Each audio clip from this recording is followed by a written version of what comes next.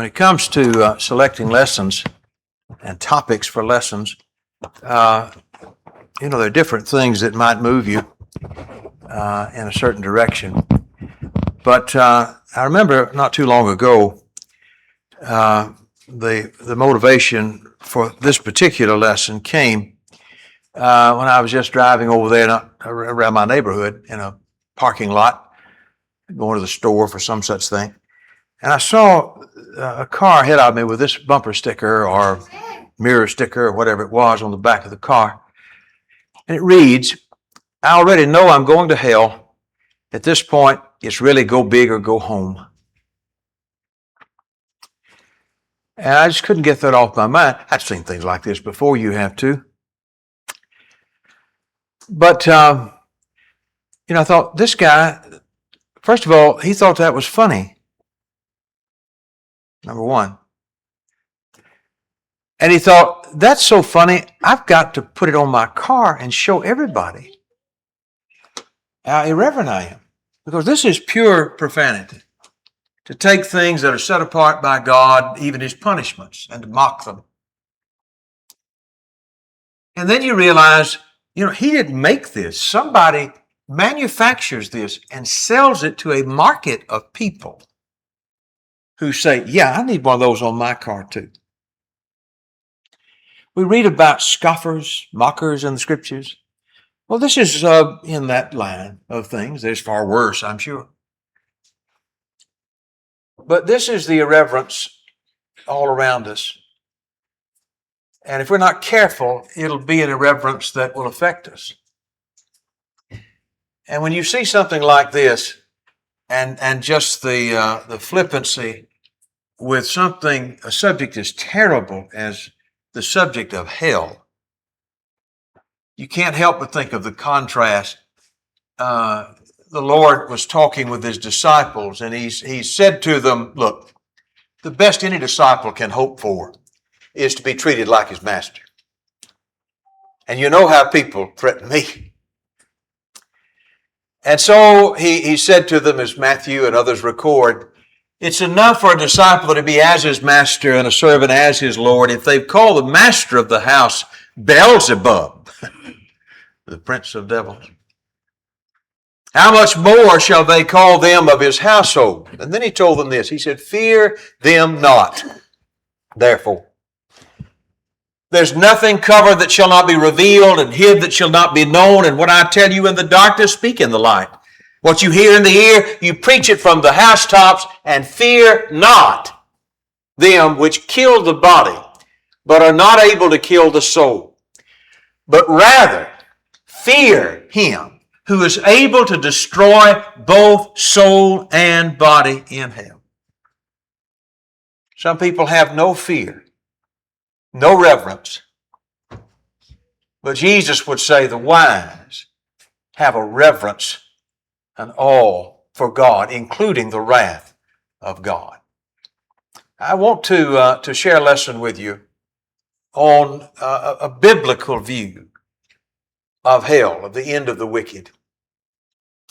There are a lot of ideas about hell, but it'll be our purpose to directly and in a concentrated way think about Bible passages that relate to and speak to the subject of hell. There's quite a bit in the Bible about it when you think about it. I will admit to you, this is not a pleasant subject to deal with. It ain't a pleasant subject to hear. It's not a pleasant subject to talk about. But things like that bumper sticker just remind you of how ignorant the world is. And if we think that any problem in the world is not in the church to one extent or another, we are being naive. So I'm talking to good people tonight. But I want to talk to you about a very unsettling subject that the Lord does not want us to miss because He gives us quite a bit of information about it.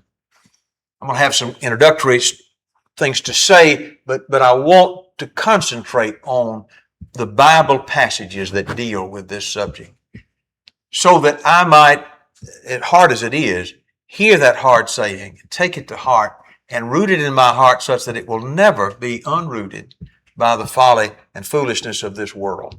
And that we might not hide these things from the young people as they grow up, that they might know and understand that there's an awful price to pay. It's a fearful thing to fall into the hands of the living God, that is, unprepared, rebellious. Why do smart people deny the idea that the wicked, those who die apart from God, the servants of the devil, will suffer conscious, eternal torment? I don't think I have it here, but you can find survey after survey, even in places where most of the people believe in God, few people believe in hell. You might have 70% in some places of people that believe in heaven, and you might have 20% that believe in hell. Why is that? Who are these people? Well, in reference to the ones that don't believe in hell, as we think of it, as a conscious place of torment for eternity, they fall into, three basic categories. You have some people who are atheists. And so obvious for them, hell is not something that they would consider to be real. And you have those who are universalists. That's a term that we use to describe people who believe that everybody's going to be saved. Nobody ultimately will be lost for eternity. And then you have some who are annihilationists, who do not believe that the wicked will continue for eternity. And so, it won't be a problem. They may not go to heaven, but they're not going to be suffering for eternity in hell. Quick word about each of those ideas. Number one, obviously the atheist, who is a materialist. He only believes in what he can see and feel with his senses. So to him, the idea of a spirit is not real. It's a myth. And so anything connected with living on after death to him is just fairy tale. So he can dismiss the whole notion of hell and he does. With a snide kind of an attitude. One of these little posters is talking about a night of stand-up comedy on the subject of hell. There are folks that think that way. A lot of people, millions of people in our world that think that way. The poster on the other side of it has to do with music, rock music, and I suppose it's largely, but other genres as well, that have mocked the idea of hell and the devil and all of these things. And it's really disgusting to see this. And it's disheartening to see Christians want to put this on a t-shirt and wear it around. So, there is that crowd. They don't fear hell because they don't believe in hell. They don't fear God because they don't believe in God. At least that's what they tell themselves. They've always been around. I'm not sure that all the people that Peter was talking about were atheists. Some of them might even have been brethren. But there certainly have always been people who denied the idea of a day of reckoning. They walk about after their own lust. They're scoffers. And they say, well, he hadn't come back yet. Where about this promise of his coming? Everything's just continuing as it always has been. But Peter said they're willingly ignorant of something. That there's already been a reckoning in the flood. And the world certainly felt the wrath of God then, but there's something far worse coming. There's a reckoning by fire. The heavens and the earth are reserved in store unto fire against the day of judgment and the perdition of ungodly men. There's a day of destruction and judgment that's coming, just as sure as we're here tonight. Just as sure as the flood was real, so that day will be real. That's what our atheist friends do not want to see. They just act like, well, hadn't seen it yet. That's not much of an assurance, is it? I suppose people that were in the crosshairs of a hurricane coming along the coast somewhere could say, well, I never have seen a hurricane wipe this out. Well, it's not Tuesday yet. When Tuesday gets here, you'll see it. Too late then. There are people who live that way, and it's a shame. The universalist, just a word about that. I've had some books. I didn't bring them. I don't really need them. I've got the quotes, I guess, on the chart. But you may have seen a book written a number of years ago by a guy named Rob Bell. It sold a jillion copies. He called it Love Wins. Rob Bell preaches universalism. And in the book, here's just a little quote to give you a sense of his teaching. At the heart of this perspective, his perspective, the universalist perspective, is the belief that, given enough time, everybody will turn to God and find themselves in the joy and peace of God's presence. Time is an important point here. May not happen in this life, but eventually, in time, everybody's going to be saved. He continues, the love of God will melt every hard heart, and even the most depraved sinners will eventually give up their resistance and turn to God. At the center of the Christian tradition since the first church have been a number who insist that history is not tragic, that hell is not forever, and love in the end wins, and all will be reconciled to God. What they're really preaching is some type of purgatory. Maybe not exactly as the Catholics teach it, but certainly something like that.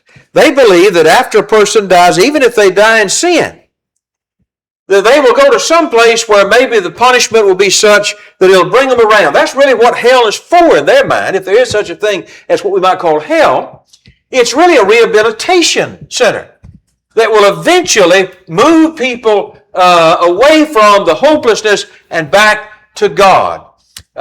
These are various voices that don't all agree about everything. Nels Ferre was a Scandinavian theologian of the last century who wrote on this subject. Here's a little quote that sort of samples his view. God has no permanent problem, children. That is, in hell, He will put the screws tighter and tighter until we come around or come to ourselves and are willing to consider the good He has prepared for us. That's his view of hell. Madeline L'Engle, 20th century philosopher, religious writer, had a similar view. No matter how many eons it takes, He will not rest until all the creation, including Satan, by the way, is reconciled to Him. Until there is no creature who cannot return His look of love with a joyful response of love. Wishful thinking. But this is the view that a lot of folks still preach and believe, and it's becoming more and more popular.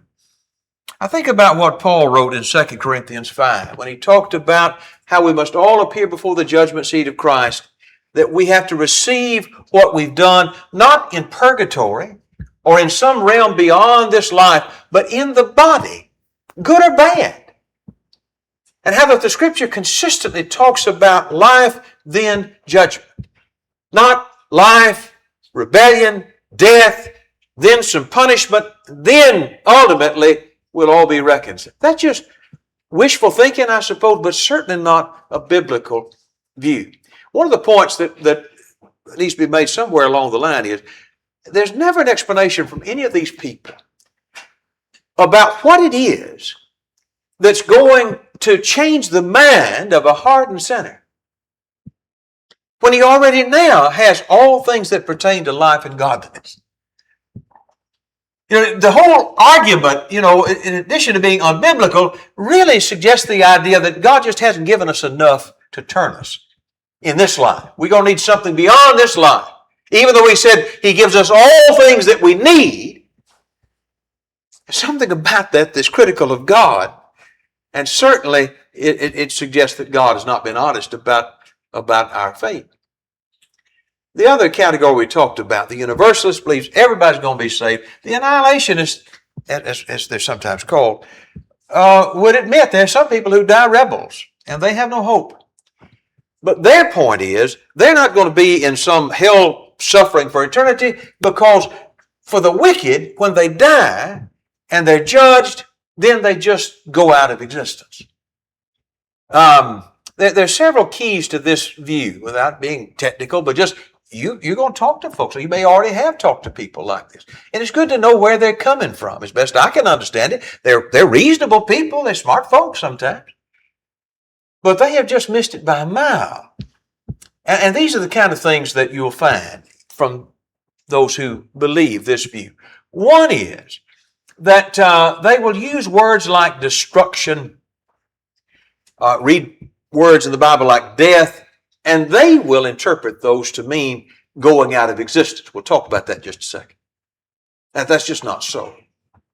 Another thing that you'll find from folks like this is that they do not believe that man in particular, mankind, humanity, has an inherent immortality. In other words, you and I read the Bible and we see how that man was made in God's image. And we see how that he's going to face judgment and he's going to be for eternity somewhere. And so we understand that man, there's more to man than just body and breath and bone. There's a spirit that lives on. Well, these folks deny that. And their view is that, no, actually, immortality is a gift that God only gives certain human beings. We're not born with it. It's not a part of who we are or how we're made. And so, at the end of time, God's going to give immortality to the good, and the rest, they're just going to be back to nothing. That's what they believe. And there's also, and this is certainly easy to find if you read these folks or you talk to them, the people who teach this doctrine, by the way, they might not like the term annihilationist. They might think that the term conditionalist is better suited to their belief, because we just said, actually, they think that that immortal part of man is not given to him because he's a human being. It's given to him conditionally. If he does well, then he gets that. And if not, he's just gone. So I tell you, if you read the conditionalist annihilationist view, what you'll find a heavy dose of is the idea that the alternative, the traditional view, the view that you hold, just makes God to be so terrible. And they're just offended by that. It's inconsistent with God's justice and God's love, this doctrine of hell as it's usually taught. Here's an example. Carl Pinnock, again, pretty well-known American theologian, who wrote, obviously, I am rejecting the traditional view of hell in part out of a sense of moral and theological revulsion to it. The idea that a conscious creature should have to undergo physical and mental torture through unending time is profoundly disturbing, and the thought that this is inflicted upon them by the divine decree offends my conviction about God's love. This is probably the primary reason why people question the traditional so vehemently in the first place. I thought that was a pretty frank admission. I'm not surprised by it. I tell you what it says. It says, I don't know if it's right or not, but I just don't think that's what I like to think about God. There's an emotional aspect to this. It's just really dangerous. For us to say, well, I know it says that, but I just don't think God would do that. And I'm going to figure out a way in which we can get around that. Well, that is a guaranteed road to problems. We're not going to get closer to God by judging God by our standards and saying, I just think that's too harsh. This is from a Watchtower book, The Witnesses, in a book called You Can Live Forever in Paradise on Earth.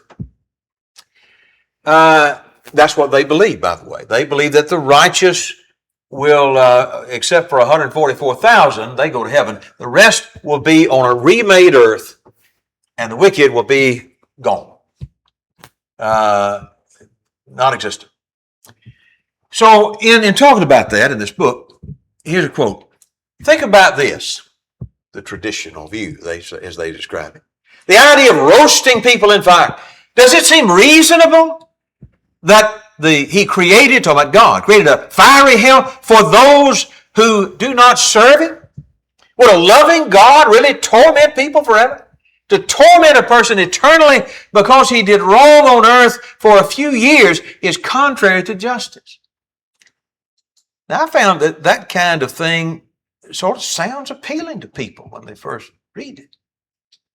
But the more you look at it, the more you see through it.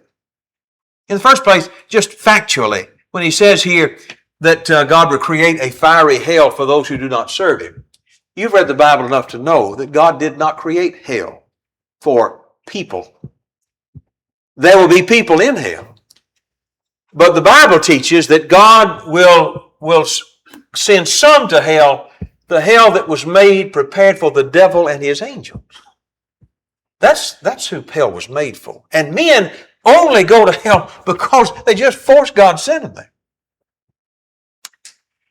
Another point that just jumps out at you the more you think about it is the arrogance of the statements here.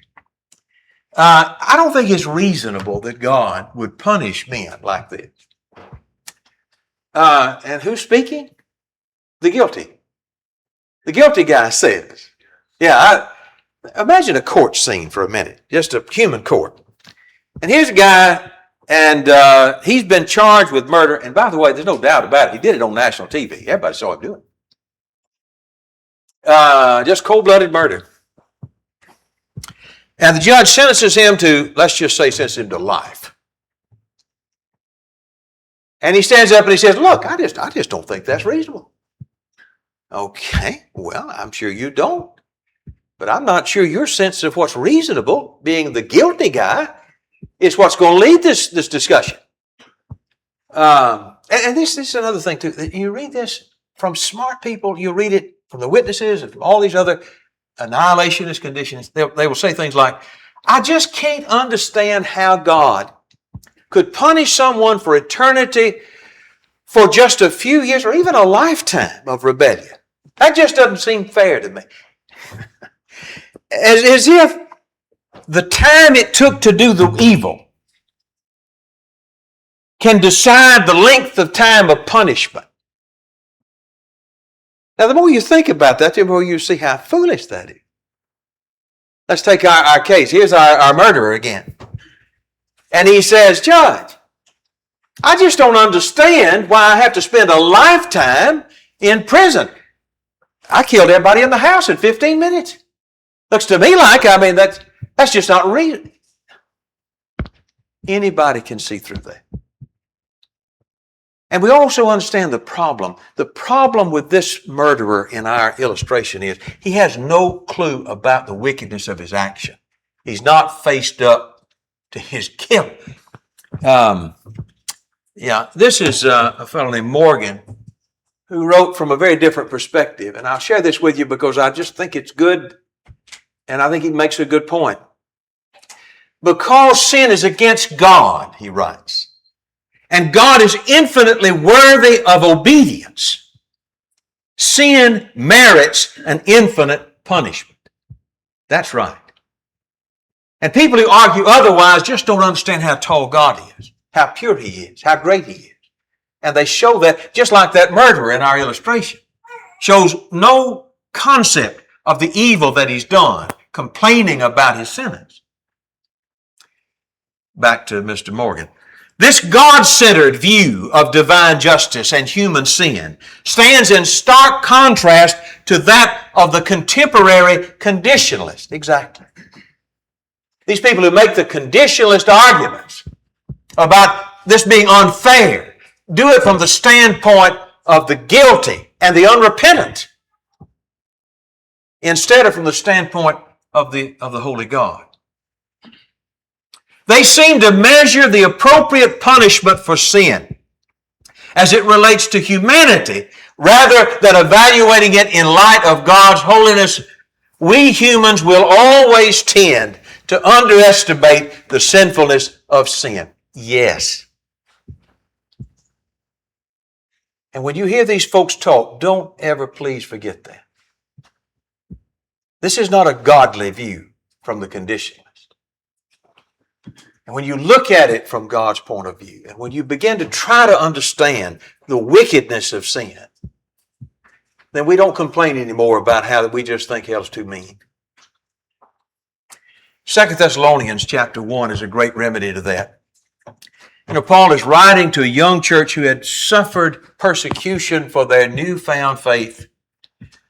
And in part, he writes this: "We ourselves boast about you in the churches of God for your steadfastness and faith in all your persecutions and in the afflictions that you are enduring." Imagine for a moment if we lived in a time and a place where it was a crime to be a Christian. And every time we came here to meet, we had one ear on the door waiting for somebody to beat on the door, come in here, roust us up, arrest some of us, beat some of us, chase us around, steal from us, whatever it might be. This is what Christians through the years have done. This is not that atypical. It's just atypical for us because we've been that blessed. Anyway, imagine that kind of situation. Verse 5, Paul said, "I'll tell you how God looks at this. He looks at it as evidence."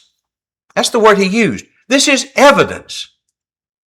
Evidence, he wrote, of the righteous judgment of God. Two directions here. This is evidence that shows who you are and who they are. Okay? The righteous judgment of God that you may be considered worthy of the kingdom for which you are also suffering. Let me pause there and make this point, going to what we just said a moment ago. I've heard through the years, and you may have too, people who say, "I don't know why a fellow would have to spend eternity in hell for a lifetime of sin, or even part of a lifetime of serving the devil." But turn it around. God promises an eternity with Him in heaven, because a man will hold to Him and believe in Him in faith for a lifetime or just part of a lifetime. We call that grace, and that's right. But we say, well, that's appropriate. That sounds good to me. Isn't that strange how it just works one way in the minds of some? Anyway, he says here, God, as He sees your faithful suffering, counts you worthy. But He also counts it worthy to afflict, to repay with affliction, verse 6, those that afflict you, and to grant relief to you who are afflicted as well as to us when the Lord Jesus is revealed from heaven. The ultimate reckoning doesn't happen in this life, in time. There is some of that happens in time. Let me tell you where the ultimate reckoning happens, according to Paul, who I think would know. It happens at the end. When the Lord Jesus is revealed from heaven with His mighty angels in flaming fire, inflicting vengeance on those who do not know God and on those who do not obey the gospel of the Lord Jesus. And they will suffer punishment of eternal destruction, away from the presence of the Lord and from the glory of His might. And what do you think it will be worth for them to say, well, I just don't think now an eternity of punishment is merited here. I didn't kill that many Christians. I just fought against you for a few years. You look at it from the light of the Scriptures and it just sounds absurd. I wanted to also say a word about the word hell itself and its use in the Bible. There are three words, if you have the Old King James. There are three different Greek words that are translated hell. If you read hell, and really four if you count the Old Testament, if you find the word hell in the Old King James, it could be one of four words. Sheol is a Hebrew word. Hades is a Greek word. And Hades and Sheol have a very similar meaning, though they're different languages. They're translated hell. Tartaru is another, and then Gehenna. Let me just say just a brief word or two about this, just an explanation, and we'll get busy with what we want to do here. But we're not going to look at Sheol, we're going to look at the New Testament. Hades is used, I think, 11 times if you have the translation off of the received text, they call it. It may be one less if you have some of the other modern versions of the text. Anyway, it's found about 11 times. Tartaru is only found one time. None of those really are going to be our concentration. We want to spend our time on the word Gehenna because this word, as it's translated hell 12 times in the King James translation, this is the word that really encapsulates what we think of as the ultimate eternal punishment of the wicked, the fiery hell. When it comes to Hades, that word literally means, it's the word for see, the verb to see with a negative on it, not seen, unseen. Like Sheol, it's a word that is used primarily to describe what happens, the place the spirit goes after a person dies. We know what happens to the body. We see it. It stays behind. We bury it. But what happens to the spirit of a man? It's not physical. You can't see it. Can't take a picture of it. You can't put it in a box. It goes to that realm beyond the curtain, the unseen. And that word is used in the Scripture. As I said a number of times, it's used in Luke 16 famously. The old translation talks about the formerly rich man who dies and he lifts up his eyes in hell. Your translation, another translation, may just bring the word over, Hades. Some may try to translate it. Most just transliterate it. Okay? It's also used in reference to the Christ. Peter in Acts 22:27 quotes Psalm 16, "Thou wilt not leave my soul in Sheol," the Old Testament. Hades is translated in the New Testament. The old translation says hell. So the Messiah, spirit went to the realm of departed spirits. The body went to the grave, but not to stay. There would be a reunion, a resurrection. That's the Messianic promise. There would be a resurrection of the Christ. Death, yes, but a resurrection as the first fruits of our resurrection. Anyway, Jesus didn't go to fiery torment. In fact, he told the thief on the cross, "This day thou shalt be with me in paradise." When I think about that story in Luke 16 that Jesus told of the rich man and Lazarus, we see the Hadean realm, but we don't just see fire, we see also a place of comfort, depending on the state that person died in. That all might be described as Hades, it seems to be. The fires of the punishment and the reward of the righteous. But that passage in Revelation 20, using that word Hades, seems to make plain that Hades is a temporary place. And Revelation 20 talks about death and hell or Hades delivering up the dead in them unto judgment. This is a big subject and, we're just touching on it here. But I think this is not new to most in this audience. When we talk about Hades, we're talking, I believe, about that temporary realm where the dead go, the spirits of the dead go, awaiting the day of resurrection. The resurrection of the godly, the resurrection of the ungodly, and the judgment. So it's a temporary place. But when we talk about hell, and that we think of that word, Tartarus, I need to mention something about that too. Used one time. It's used in 2 Peter 2 and verse 4. The only time it's used in the New Testament, 2 Peter 2. Peter's writing here about how that God is not caught off guard by evil. And that no matter how bad things get, God always knows the difference between those on his side and those not. And so in 2 Peter chapter 2, and in verse 4, he said, "If God spared not the angels that sinned, but cast them down to hell." The word there is not Hades, it's not Gehenna, it's this word Tartaru, which is the verb form of Tartarus. The angels were Tartarist. What is Tartarus? That's the question. It's a word that was borrowed from classical Greek. And the classical Greek writings used it as this dark place where the dead waited. I don't know that I know all I know about this, but it seems to be used in reference to a holding place for the rebellious angels as they await the judgment. That's what Peter talks about. It's interesting, just in passing, if you hold your finger here at 2 Peter 2 and you look over to the book of Jude, you've noticed before, some of you young folks may remember, that Jude and 2 Peter use some very similar expressions. Jude's much shorter. And I believe these are both inspired books. I believe God gave the words to these men, but there certainly are some similarities in the lessons.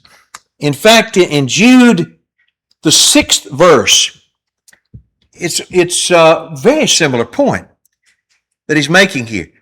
Jude verse 6 reads, "The angels which kept not their first estate," their proper domain, "but left their own habitation, he hath reserved in everlasting chains under darkness unto the judgment of the great day." That may be the best explanation of Tartarus that I can offer, is the parallel passage. Peter uses this word Tartaru. Jude talks about the same thing, but he talks about the dark chains, the pit. So that's what Tartarus is. Is that a part of the Hadean realm? Is it the lowest floor? I don't know. I don't know about that. But that's where the angels were placed, these rebellious angels, awaiting the judgment day. So, the point is that that's used one time, and that's not really what we're talking about primarily. We're talking about Gehenna. This is the word, I think, that people really mean when they talk about the Bible teaching on hell, the eternal punishment of the wicked. It's used 12 times in the New Testament, and you may remember this too. Of those 12 times, 11 times of the 12, Jesus is the speaker that uses the word. And one thing that strikes us about that is, how many times have you maybe heard someone say, the doctrine of hell is just not Christian? And the response to that is, Christ talked more about hell and taught more on this subject than anybody else, by far. At least he's using the word. It's almost exclusively his word. But what is Gehenna? Well, the word itself has a history, an etymology. You look at the folks who are experts on that, and they will trace it back to the Old Testament. It's of Hebrew origin. Strong says, the valley of the son of Hinnom, Gehenna, or Gehenna, a valley of Jerusalem, used figuratively as a name for the place or state of everlasting punishment. So it's used figuratively, but it has a literal history. If you go back to the book of Joshua, he talks about the boundary of Judah there, and he says, the boundary goes up by the valley of the son of Hinnom. Hinnom was a guy. And his family owned a place on the southwest side of Jerusalem, in the valley that became known as the Valley of Hinnom, of the family of Hinnom, of the son of Hinnom, and so on. So you can find it on a map. The Valley of Hinnom. You can look at a map of ancient Jerusalem, and there it is labeled, the Valley of Hinnom. There's the literal history of the word. It became that place associated through the years with sin, wickedness, atrocity, divine judgment, and then ultimately ruin. Just a quick reminder. During the days of Ahaz, he was an infamous man. 2 Chronicles 28 is an example. 2 Chronicles 28 verse 1. Ahaz was 20 years old, when he began to reign. He reigned 16 years in Jerusalem. He did not do what was right in the eyes of the Lord as his father David had done. He walked in the ways of the kings of Israel, and he made metal images for the Baals. And he made offerings in the valley of the son of Hinnom, and burned his sons as offering, according to the abomination of the nations whom the Lord drove out before the people of Israel. That's why God said, wipe them out. People are always smart. They always know. God shouldn't have wiped those folks out. You didn't meet those people. You don't know who they were. And so these people had taught Israel. Israel had learned from their practice, the practice of infant sacrifice, of the shedding of this innocent blood. It was horrible. And that was centered in this place, this valley of Hinnom. Later on, when good King Josiah came into power, he defiled that place and used it as a burying ground. In 2 Kings chapter 23 and verse 10, Josiah also made Tophet in the valley of Ben-Hinnom, the son of Hinnom, unclean, so that people would never again sacrifice their sons and their daughters by burning them to the god Molech. Tophet is a new word that comes up, and it's been variously translated. Some trace it to the idea of burning. Maybe that's so, but that's there in the valley of Hinnom. That's the place that had formerly been used to the abomination of God. Now it is used, as a place of defilement, even in the eyes of the heathen. And then eventually, when God brought the Babylonians there to punish Judah, you remember Jeremiah writes about this and says, behold, the days are coming, declares the Lord, when it will no more be called Tophet or the valley of the son of Hinnom, but the valley of slaughter. You're going to be buried there, because I'm going to bring the Babylonians who are going to wipe you out and bring you down low and slaughter and destroy these evil rebels. And so that will be the end of the valley of Hinnom. No longer used as a staging place for this wicked idolatry, but as your grave. Quite a statement. You know, it's interesting how that when you listen to, again, these folks who deny the reality of a literal hell, they always somehow come back to this idea that, well, it's a figure. Well, of course it's a figure. I never did think that was the question. But does that mean that it has no reality? This is Rob Bell again. He writes, Gehenna in Jesus' day was the city dump. By the way, I don't know where he gets that. I don't think there's any ancient source that ever states that. I think that may be from what I understand, Middle Ages at the earliest. They had this idea it was used as a garbage dump. Maybe it was. I don't know. Anyway, just looking over that, that's not the worst thing here. He says, it was a city dump in Jesus' day. Gehenna was an actual place that Jesus' listeners would have been familiar with. So he says, the next time someone asks you if you believe in an actual hell, you can always say, yes, I do believe that my garbage goes somewhere. How about that? Isn't that funny? Well, he's clever, isn't he? Well, Moses Stewart, again, was a 19th century theologian, and I think he's right here about this. And I'll read this little paragraph to you if you'll let me. He says, if anyone should reply and say, the words Sheol, Hades, Tartarus, Gehenna all have literal signification and designate objects real or imaginary belonging only to this present world, the answer is simply this. All words that characterize a future world are and must be of the like nature. They all originally have a literal sense. This must have been, else they could not be used in a figurative sense. And so the Greek uranos, or the Hebrew shemayim, are words for heaven. They're words that describe the space that the birds fly in, or the space that the planets occupy. It has a literal meaning, a material origin, yes. But does that mean that God dwells up where the ducks are? Or He's somewhere near Jupiter? Let me get back to the quote. He says it better than I do.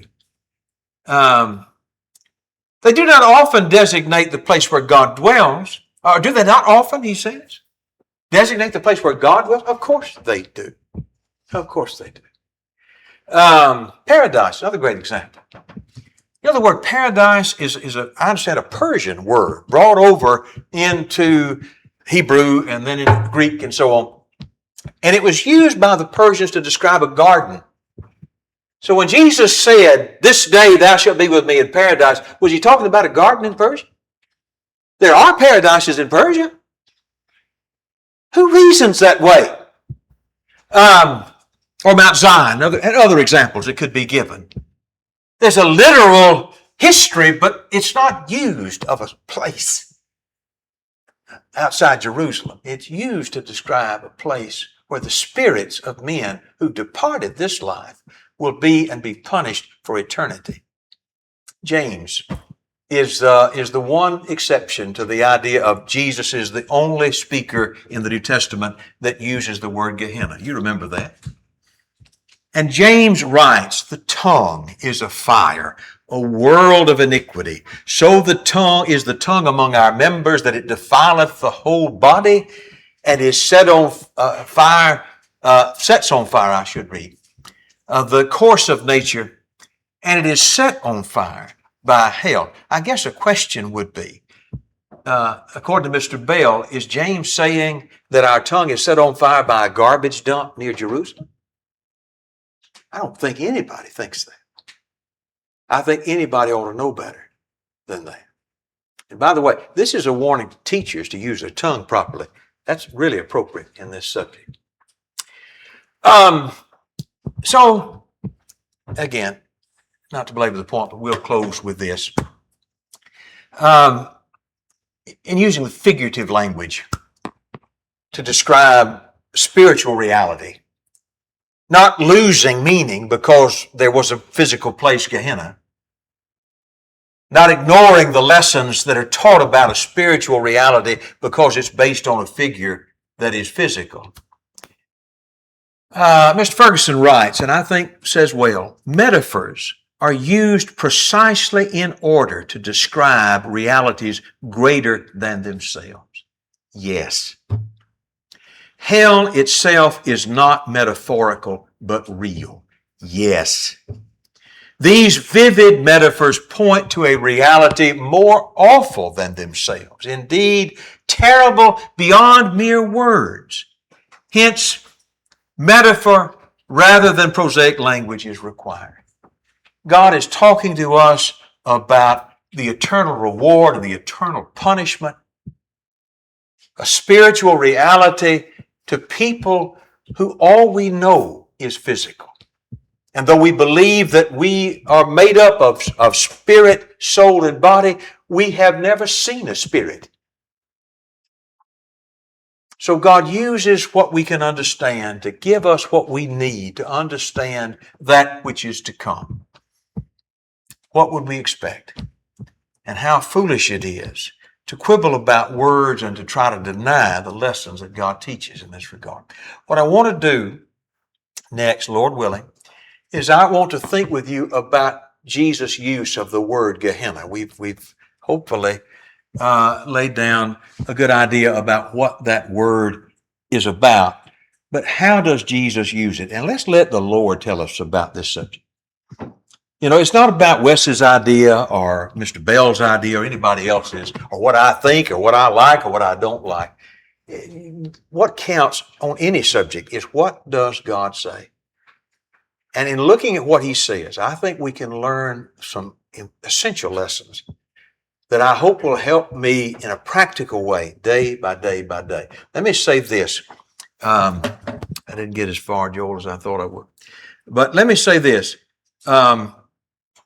When it comes to this subject, if I say something that you simply don't agree with, feel free to come to me and talk to me. I don't pretend that I cannot be wrong or misguided about something. I don't want to be. If you have a question, feel free to share that. I'm not, again, telling you that I've got the answer to all the questions. I don't have all the answers to all the questions. I don't think God gives us the answer to every question we might come up with on this subject. He tells us what we need to know. That's what I hope to present. But if there's something specifically that you have a question about or want dealt with, I'll do my best with that. But I do appreciate your patience with this. I don't plan to make this drawn out. But boy, I'll tell you, and the longer we live, the more we know it. This world's not afraid enough of God. And God forbid that we are not afraid enough of God. God is loving, yes. Yes. And He wants us to be saved, absolutely.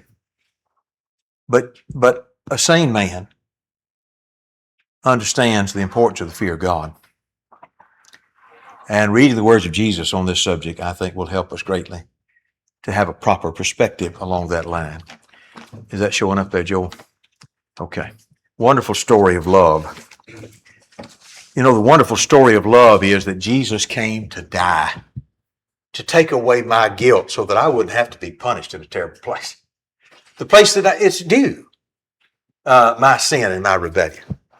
That is a wonderful story of love. These two things don't contradict, do they? It's not until, somebody once said, smarter folks than me have made this point. If I ever struggle to understand just how terrible sin is, there are two things that make it crystal clear. One is hell, the Bible doctrine of hell, and two is the cross. If you've heard somebody ask a question like this, they will say, you think Jesus had to die on the cross?